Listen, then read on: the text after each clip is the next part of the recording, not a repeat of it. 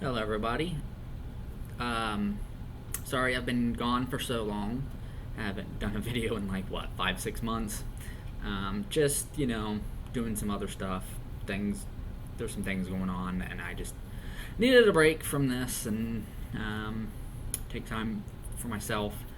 But I am back, and I just read this, so I wanted to do a video on it. Quick little review here.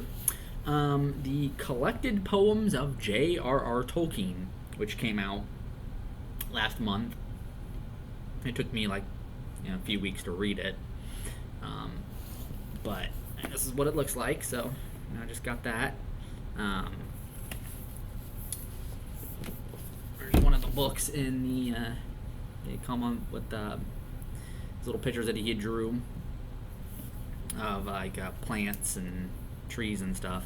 I guess this is some kind of a plant. Yeah, floral design, and it's got one on same thing on the back, but smaller. The binding's really good, so the words are not too tiny, which is good. Starts with an introduction, and then you got 195 poems, and some of these have different versions because he wrote and rewrote a lot of the stuff and repurposed some things for the Adventures of Tom Bombadil.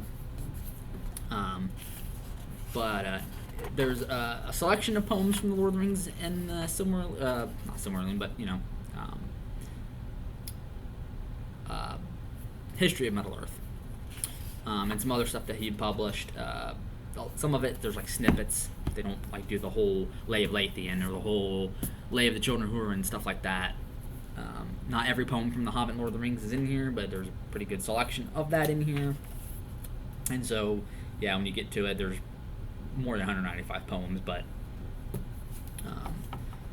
then you got some appendices, which some like limericks and Latin adages and lists of poems and various stuff there. Pretty long introduction,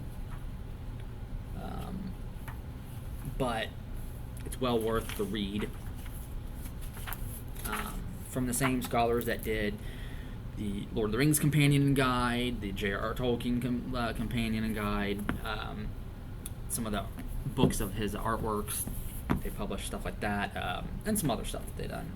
Husband and wife scholar team, Christina Skoll, Wayne G. Hammond. They're very knowledgeable about this stuff. There's poems in here that have not been seen ever, which is great because there's a lot in here I've never really read before. If you don't really like poetry, obviously I wouldn't recommend it. I mean, there's people out there who will skip the poems when they read Lord of the Rings. I don't. I never have. My mom used to until I encouraged her to actually read them. So this is for people who do like his poetry quite a bit, and I do. 3 volumes. Each this first one is 1910 to 1919, and it just goes on and ends in 1967. He stopped writing as much. He was getting old and couldn't write as much as he could. Hey, I mean, things happen when you get old, right? So there are notes and commentary on the stuff. That's pretty much it, and I really enjoyed it. 10 out of 10 for me. These two never disappoint whenever they come out with something about Tolkien. It's very well researched. They do a great job of that, and I love it. And if you are a big fan, you'll love it too. There's still all kinds of other stuff I haven't even read, but I'm getting there. Which means, well, that just reminds me that there was another book.